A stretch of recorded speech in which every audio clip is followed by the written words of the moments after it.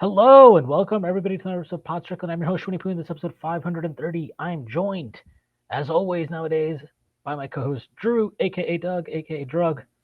Drew, Doug, Drug. How you doing? I'm doing well. The city of Boston is in turmoil. They are distraught, and I love to see it. I think we all do. We all Of do. course, it's been a good year for New York sports over Boston Over sports. Boston.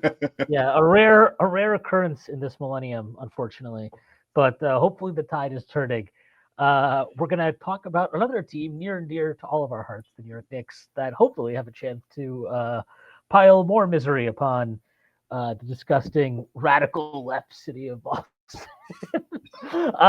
We're joined by first-time guest of the pod, but not somebody who is unfamiliar to our audience. His name is Shax. That is at Shax NBA on Twitter. Shax, how you doing? I'm doing well. Do you hear me? I Yeah, can. we hear you. Okay. Sorry, something just passed by. So, okay. Was it a lawnmower? Yeah. Yeah, we can hear. Okay. So I'm doing well. I just keep thinking about the Yankee game from last night, and it's got me like smiling all day. But we have to talk about the Knicks preseason, and yeah, we'll stay on topic with that. Yes, we will do that. We have the outdoor nature sounds that Shax is providing as well. So we've got a lot for our guests on this podcast today.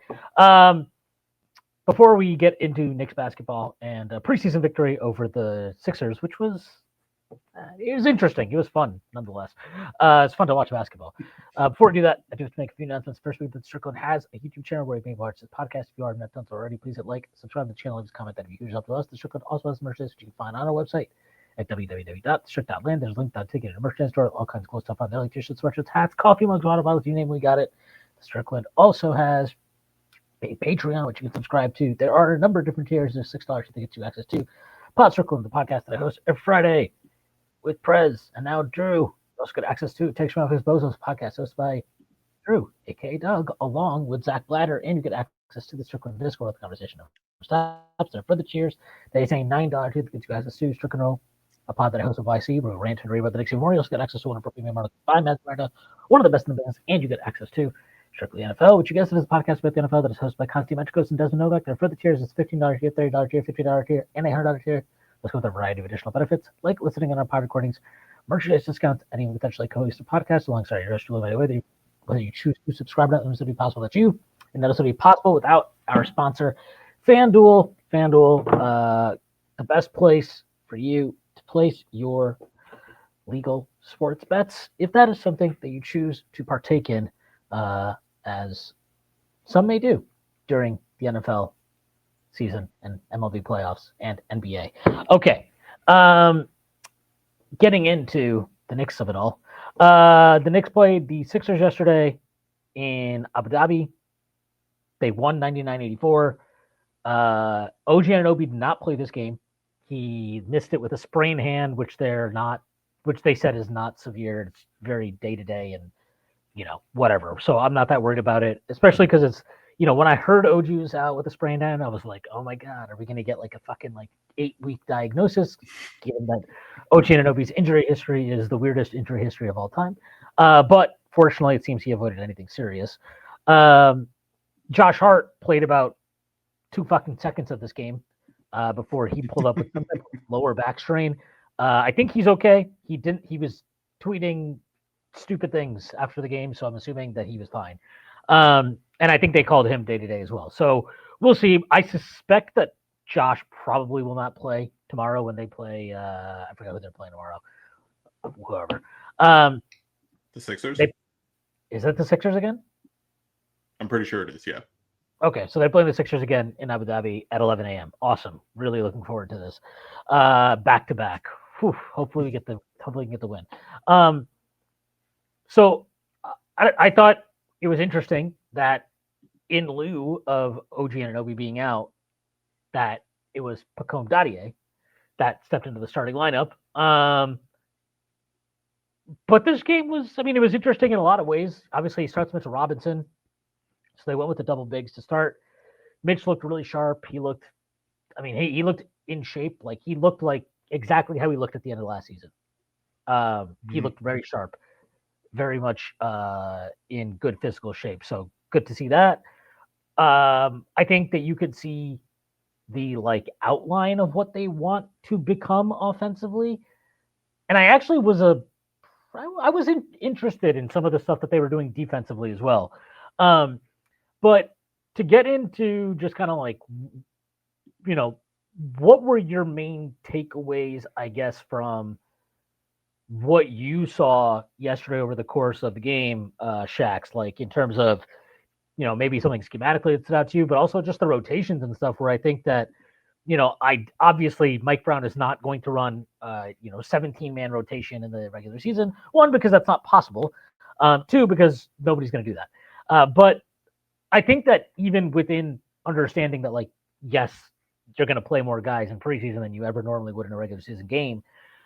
I just thought it was very, very interesting how much rotation occurred within the first half, right? When really like your main rotation guys are playing. And maybe this is normal for other teams, but considering we're coming off of 5 years of Tom Thibodeau, I thought that it was a necessary and pleasant departure from how he would manage preseason and everything in general. Yeah. So I made a tweet during the game about Brunson getting subbed out 3 times and having 3 shifts. I don't think that's ever happened in a preseason game under Tom Thibodeau. Like, let alone he played in like 4 different lineups. It was like ridiculous almost. So that's one of the things was the rotation that you're talking about, and then the other thing was Mitch playing 18 minutes. I found that like a little bit weird, because also Yabusele, I don't know how much Yabusele played. I think he played like 6:31 yesterday. Yeah, I don't know. I was not expecting Mitch to get like 18 minutes in the first half, but I guess they wanted to test his test what he had at the time. I'm not sure. Yeah, I mean, my takeaway from that was, again, it's one game, so like, and this is our first training camp with Mike Brown, so we don't really know. I mean, if there are people that are like very, very observant of Mike Brown's career prior to this and how he managed stuff like this, I'm very curious to hear their thoughts. But like, I'm not ready to draw any massive conclusions yet from what we saw beyond the fact that he seems at least open currently to exploring different possible combinations of lineups with this roster, which is kind of what we want. But like, you know, Mitch played 18 minutes and then he didn't play the second half, right? So it could have been as simple as like, let's see, like maybe they want to push him to see where he's at physically. Maybe they knew, hey, he's not going to play the second half, so I want to play him 18 minutes right now and see what's going on because I want to see this combination. I want to see that combination. I want to see him play with this guy. I want to see him play with that guy. I have no clue what the reasoning was. And I just think it would be, I think we want to draw a lot from this because it's our first data point after waiting, 4 months since we last saw them play. And obviously we've undergone a lot of change in terms of the coaching staff. And then you obviously get new pieces and Yabusele and Clarkson, and now Brogdon's in place as well. And you want to see how all these guys look. But I just think that the fact that he was willing to, cycle, like you mentioned, like Brunson he had 3 different shifts. I think Mitch had 4. We saw Yabusele play with Cat and with Mitch very briefly. So we saw a lot of things very briefly. Like he played a Brunson, Deuce, Clarkson lineup with Hart at the 4. Mm-hmm. And I was like, in my head, I was like, I like that you're trying this. Also, like, I think this lineup is probably terrible. So it's like, it's good I think it's good to see that he's at least willing, or he's open to seeing these things. And it's fine because it's preseason game one. What you want to see as the preseason winds down, and as the regular season nears, and as we continue through the early part of the regular season, is to kind of really nail down more succinctly what are your best combinations, what are your best lineups based on how they play. And I think it's fine. So, like, part of that is that you have to play lineups that might suck to eliminate them from the process of like being selected. But that's like this is I'm not at the point. It's way too early. Obviously one preseason game, but I would say even like 10, 15 games into the season, if there's a couple lineups he's playing that are like weird and I don't like them and not good, I think it would probably be premature to get too upset about that stuff. Obviously, if it lingers, then you worry about it. But, again, not to get too far ahead of things, but I think on the basis of one game in preseason, it's fair to say that we can expect to see, like, I'm not so sure that we're going to see the kind of like sea change of, oh my God. Like, I don't think we're going to have a minutes distribution like the Cavs did last year, where it was like nobody played more than fucking 29 minutes or whatever like that. But I do think that you will see, like, I would bet money that Hart, OG, and Mikal Bridges all play less than they did last year. And I would bet money that Deuce McBride plays. I think his minutes total actually looks pretty decent last year. It skewed heavily because he started a bunch of games. He played a lot more when Brunson was out for like 6 weeks. But when he played as a reserve, he was getting, we saw it, obviously. We saw it at the end of the season. We saw it at the end of in the fucking playoffs when it was like, I don't know, Tibbs, like, we seem to be winning a lot when he's on the floor. Let's play him more. I would expect him to have a more steady mid-20s type minute distribution, whatever his role is, be it off the bench, be it as a starter, whatever. And the rest of it, I'm unsure of, like, who are the other main reserves? What do their minutes look like? How does it, but I'm definitely interested I was intrigued by what we saw yesterday. What were you, I don't know what your takeaways were, Drew. I did draw one very definitive conclusion, which I shouldn't because it's one preseason game, but I feel very, very confident in this assessment. Tyler Kolek is gone. I think he's gone, yeah. He's gone. Like, he's gone. Because, like, you just saw, like, OG's out, which is fine. It's a preseason game. It's whatever. Who fills that space? There's only one other, like, wing-sized player on the roster that's OG size, and it's Dadier. I don't think, like, God forbid something happens to OG or Mikal or someone. They literally need that physique, I guess. Like, you just kind of need, like, the 6'8", 6'9" long arm guy who can play defense. And I think just him starting kind of cemented that. And then you saw Kolek came in for a jump ball, got subbed out, then came back in like the fourth after Brogdon was playing. And Tyler Kolek's best asset's passing, but Malcolm Brogdon can, like, make all the same passes. Like, he could hit the pocket pass off the pick and roll. Like, that right there is probably just like, all right, we don't really need Tyler Kolek. Malcolm Brogdon can do that, and Brogdon's just a bigger player. So, like, I think that's, like, the big takeaway I have. And I know there was the reports that, like, teams are interested in Dadier, which makes sense because he's young. He moves really well on defense. He has really good instincts on defense. I just like the way he moves. Look, he's young. He's 20. He's 6'8", 6'9". Yeah, and, like, generally has tools that teams want for wings. Like, yeah, so, like, obviously, yeah. So, like, teams are obviously gonna be like, hey, well, you need a roster spot. Are you gonna trade Dadier?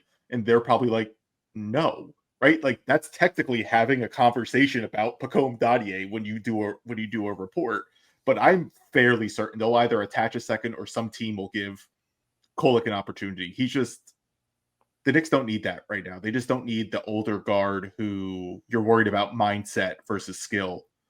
You need someone who, like, knows who they are, and, like, Brogdon knows who he is. Like, if a crappier team should probably take a shot on Kolek, because I do think his passing is legit.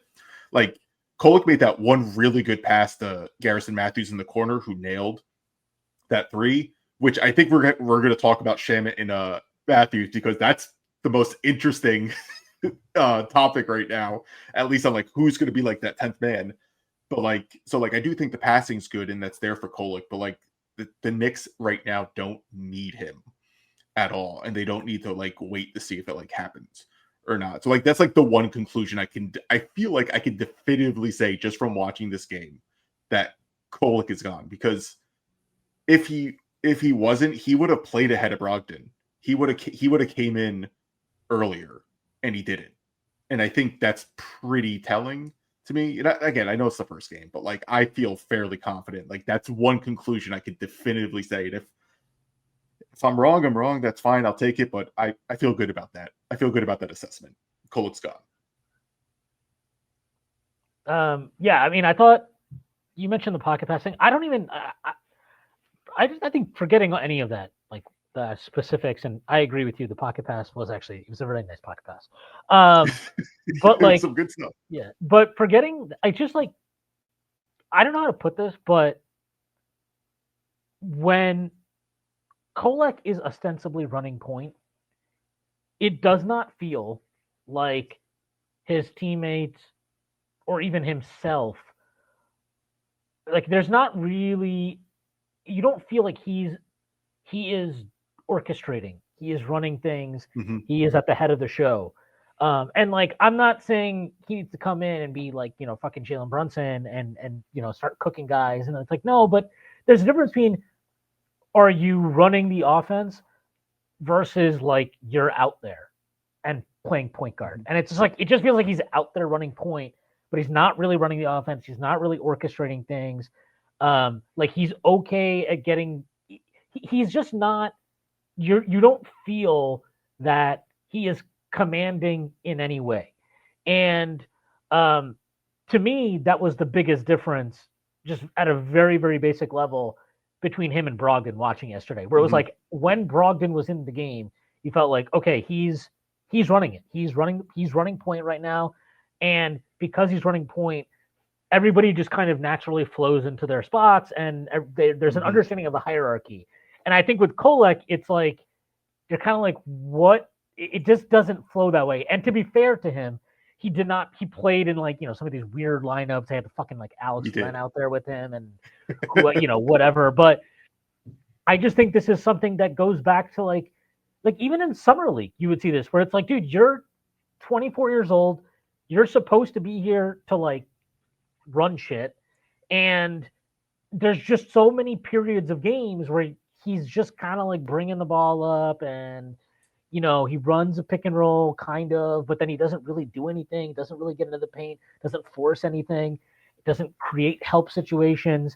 And then he just moves the ball to somebody and gets off the ball. And like, I don't know. I just need more there from him, and he should be doing more, I think. Not because, like, as a second-year player, it would be okay. It would be one thing. But he's 24, he's going to be 20. He turns 25 in March. Like, it's the expectation is supposed to be is greater for him. His level should be greater, and the fact that even like yesterday I think he scored like 6 points.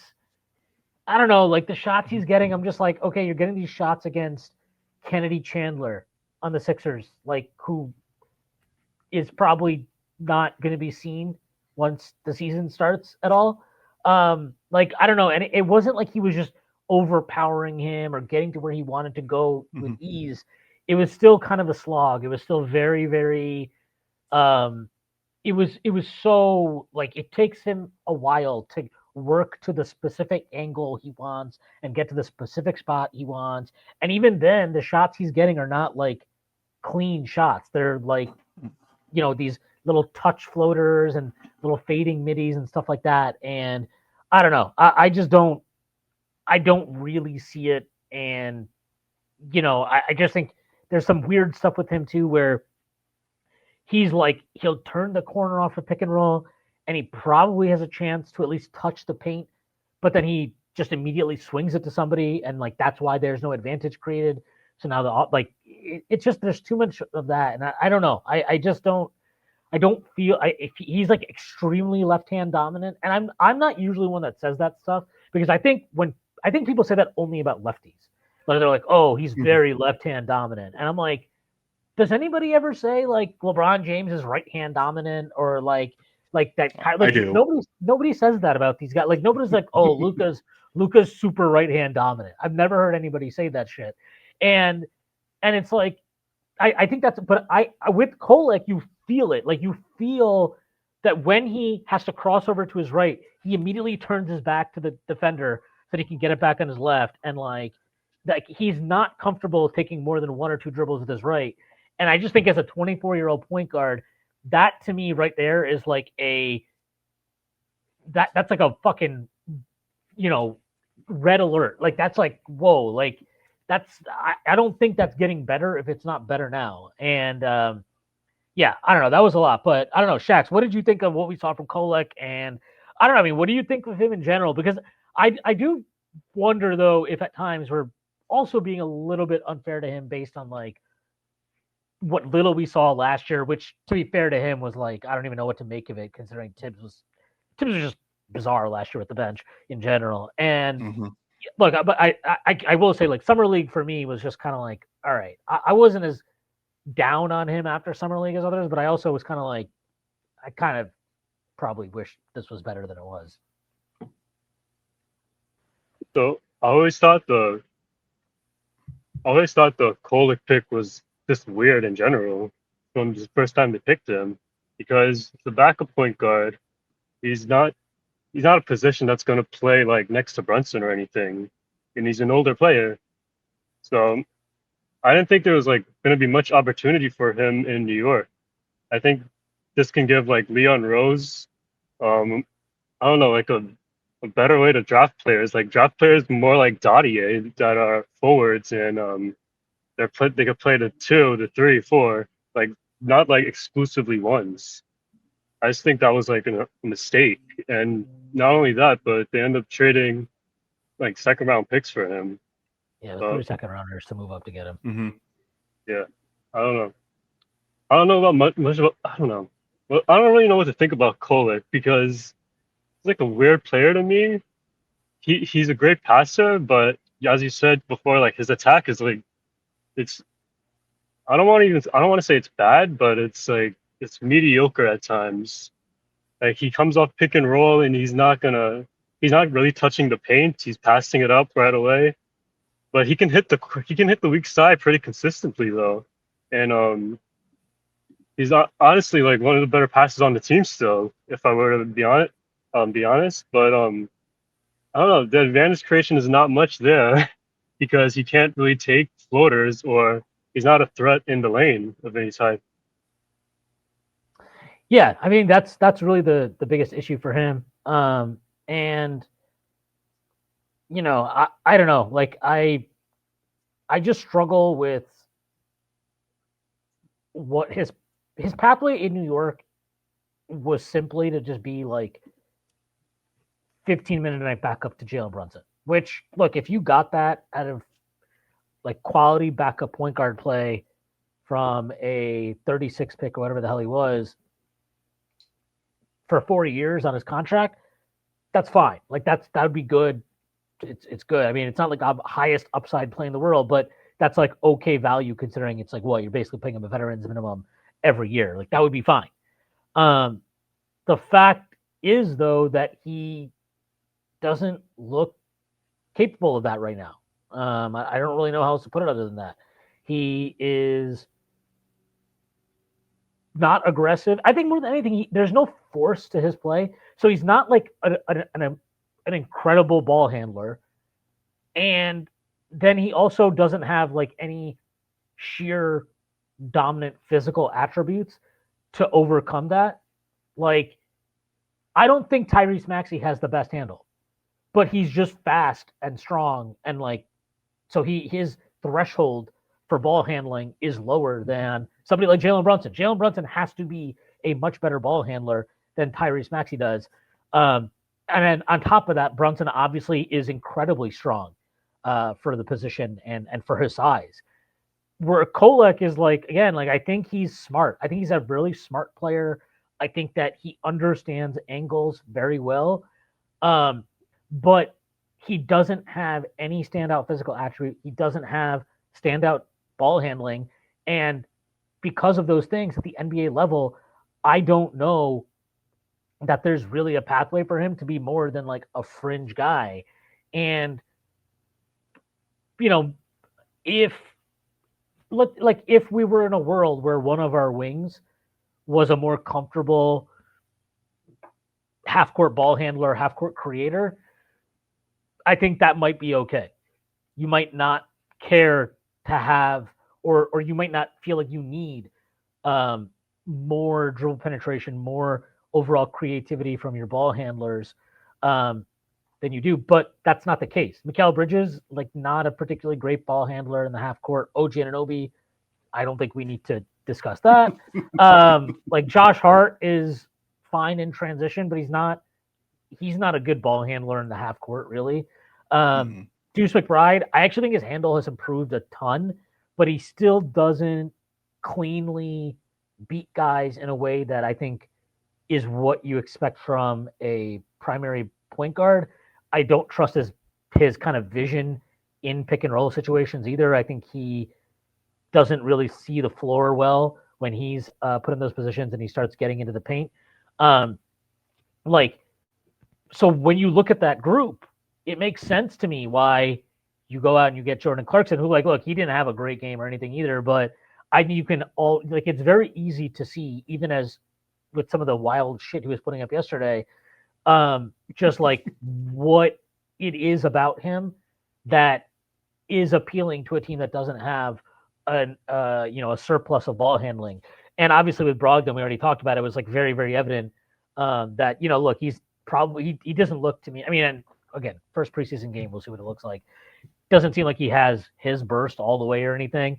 And I would be surprised if he's as good as he ever, as he was with Boston a couple years ago when he did win Sixth Man of the Year. But if he can just, I mean, I think last year he averaged something like 11 drives per game, and that was an injury hit season. Like, if he can do that, and Clarkson does that, Clarkson's like a double-digit drive guy. That's really what they want. They want more guys that can touch paint and help attract defenders. So it's tough for Kolek. Like, I don't really see the path for him unless there's some leap coming that he's going to show off in these next however many preseason games. But yeah, I mean, like, I would even go as far as to say that even if the Knicks were to trade Dadier for whatever reason, because they like desperately want to add another roster spot for Garrison Matthews, who we'll talk about here, in addition to Brogdon and Janet, like, I would still expect them to trade Kolek. Like, because I just don't see there's no pathway to me for him. Like, I just don't see it. I'm sorry, I don't see it. And I think the fact that we've talked about it before, but I think the fact that they went out and traded for Delon Wright at the trade deadline last year, that they signed Clarkson, that they signed Malcolm Brogdon, I think that's a sign that they're going to bite the bullet. Like, that they are like, hey, you know what? This pick we made was not the right pick. He's not the right player. He's not on our timeline. We can't wait for him. It's time to move on. So I again, whatever happens with Dadier, we'll see. But I think Kolek is gone either way. Before we move on to the Garrison Matthews world of fringe training camp stories, I was, Mitchell Robinson looked great. I don't even know. There's really nothing to say about him. Like, it's a very straightforward eval with him. Is he physically good to go? Cool. Then he will do all the things that he's good at. But I thought, I think the main takeaway for Mitch, I will say, is that he's never going to be like a guy you put the ball in his hands a ton. I did think it was interesting how often they were giving him the ball early in clock at the top of the key, and then having Brunson get off the ball, and he would go maybe run a dribble handoff with somebody else, or somebody else would come and collect it. I think that's a interesting, like, very simple but immediate departure from what Tom Thibodeau did offensively. So I think that was interesting. I think it's also part of trying to get Jalen Brunson off the ball more, which, look, that's going to be a challenge for him, not because I think he's capable of it, because he has an off-ball skill set. We've seen his off-ball skill set. But he hasn't played, like he really has not played off-ball since Randall got hurt in January of 2024. He's not really had to do that much at all. And even before that, he was a very, it was basically him and Randall taking turns. So I think like it's going to take him a little bit of time to recalibrate his game into what Mike Brown wants. So people should, and I think you could see that yesterday. I think you could definitely see yesterday that he was kind of like bringing the ball up a little slowly, methodically, and there were chances for him to throw hit-ahead passes that he didn't get on. And I think you'll see that improve as the season goes along. But I thought his second quarter run, when he came in and he was able to kind of get going, I thought that was a lot better. I think he was getting the ball up faster. He was able to attack after getting back on the ball, after bringing the ball up initially. So I thought those were good signs for him. And also, like, he still has the freedom to, if you come up, if you're bringing the ball up and there's a matchup that you like no coach in the league is going to be like, don't do that because we have to run the fucking offense. Like, no, if you're Jalen Brunson, like you're an offensive superstar, if there's a matchup you like, just go get it. Like there's no need to like overcomplicate it. But I think you could see the signs of some of the things that I would assume Mike Brown wants to see. I don't know. What did you think about that, Shax? Did you see anything, I guess, schematically there, like in terms of what they're doing to kind of generate? He's talked about he wants to generate shots earlier in the clock. He wants to get Brunson off ball and some easier shots. Did you see anything that you thought you were encouraged by? And maybe it's stuff that you think that it's incumbent on Brunson to improve on.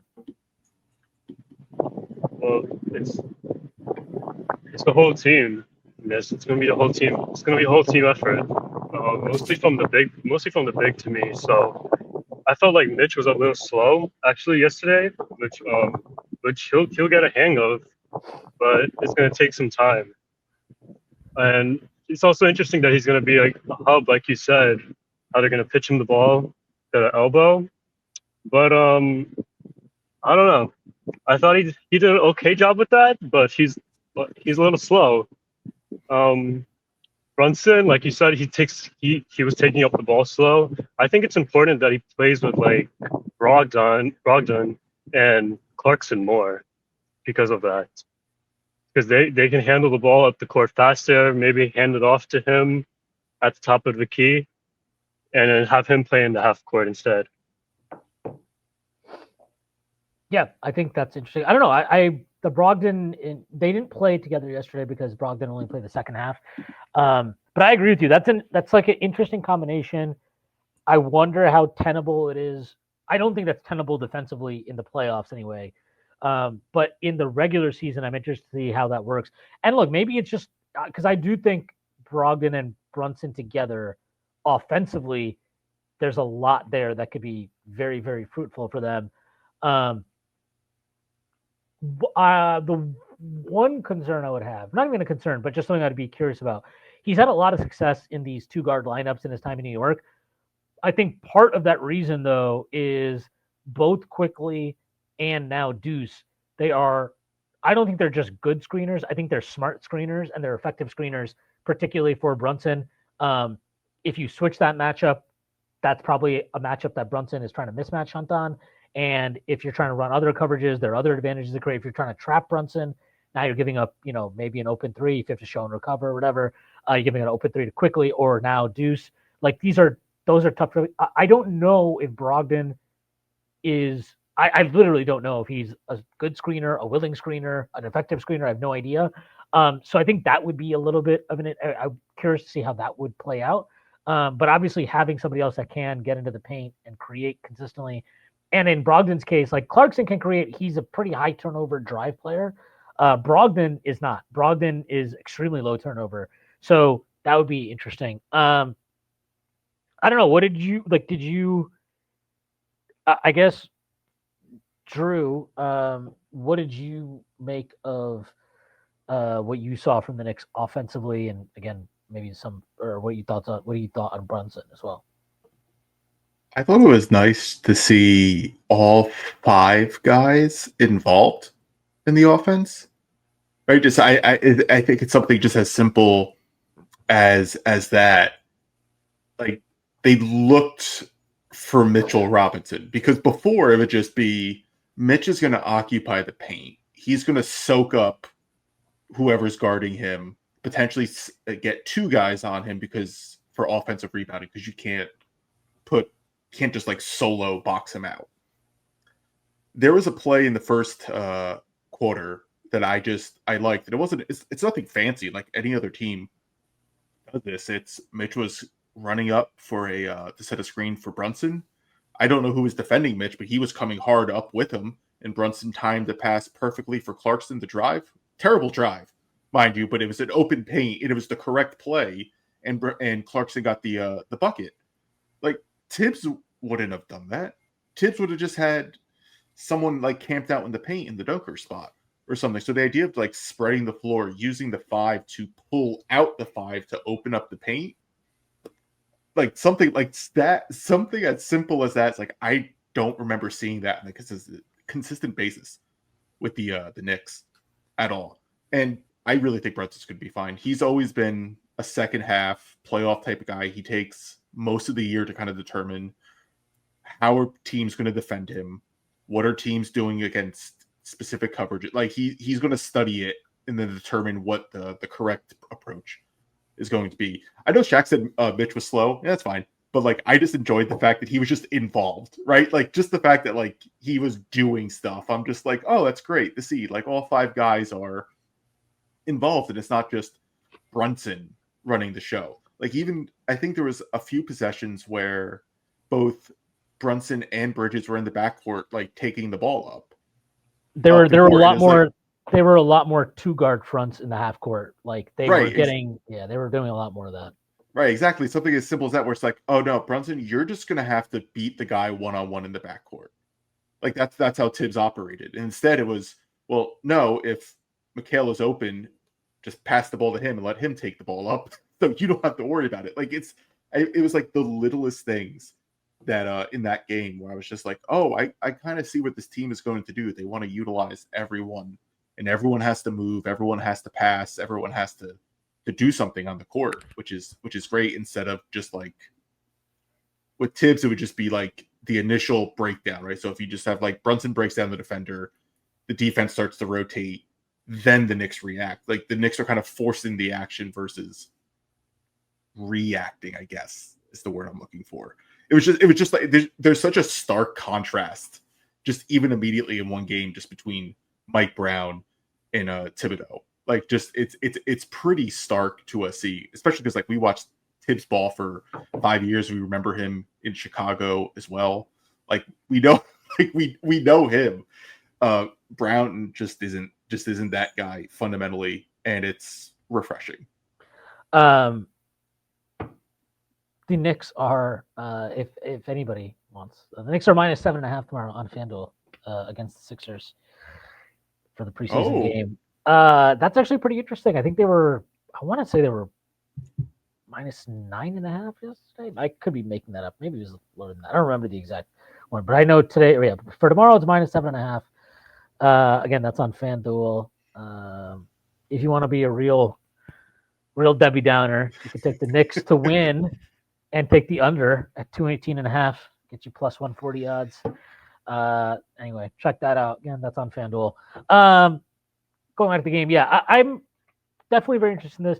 I got to say that the player who I will just continue to feel like is maybe the biggest swing piece for them. I don't even know if that's the right word. I just think that there's a lot more meat on the bone for how they can use Deuce McBride. And I say that not like almost entirely because it's just like you can just play him more minutes and like that should help. Yes. I thought he looked. I mean, he did look really good yesterday. Like he looked really good. He looked great. Yeah. He looked super sharp offensively. I think again, I thought even last year his ball handling had improved pretty significantly, even if he doesn't fully have the kind of burst to get around the corner and use it to become like a higher level creator. He's a pretty solid ball handler now. Like I think if teams pressure him, I don't really feel uncomfortable with him being able to handle that. Compared to like when he first came in the NBA, I thought when you could ball pressured him, he was really, really sloppy. He still has moments where he turns into like a fucking basket case for whatever reason as a ball handler. There were a couple of plays in the Piston series where I was like, what the hell is going on with you right now? But in general, I think his ball handling has come along very nicely. I don't remember. I know he had a somewhat down year as a shooter last year from three. I believe in the shot. Like I trust him as a shooter. I think more minutes, hopefully healthier this season. He was like dealing with a lot of lower body stuff all last year. That percentage comes up, but he was like really in his bag yesterday. Like he had a nice lefty layup that he created in the second half. He hit a one-legged fade, turnaround fade in the second half. Like he just looked really good, and I was also, I don't know if it was a point of emphasis, and again it's just one game, so we're just kind of trying to see like assign meaning to things that might just be not that meaningful because it's one game.